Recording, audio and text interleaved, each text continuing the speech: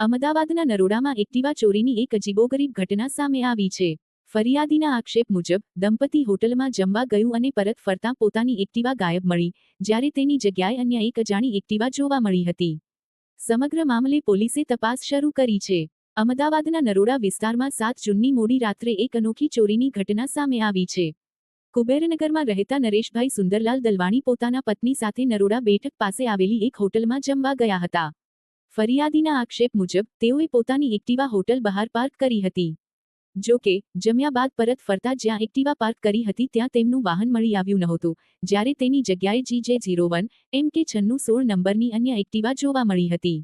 આસપાસ તપાસ કરવા છતાં પોતાની એક્ટિવા ન મળતા નરેશભાઈએ નરોડા પોલીસ સ્ટેશનમાં અરજી આપી હતી.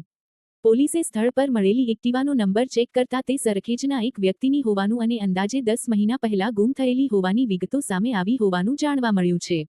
સમગ્ર મામલાના સીસીટીવી દ્રશ્યો પણ સામે આવ્યા છે, જેમાં કેટલીક શંકાસ્પદ હિલચાલ જોવા મળતી હોવાની ચર્ચા છે. જો કે, કોઈ વ્યક્તિ એક્ટિવા મૂકી અને બીજી લઈ જતો હોય તેવા દ્રશ્યો સ્પષ્ટપણે સામે આવ્યા નથી. હાલ નરોડા પોલીસે સમગ્ર મામલે વધુ તપાસ હાથ ધરી છે.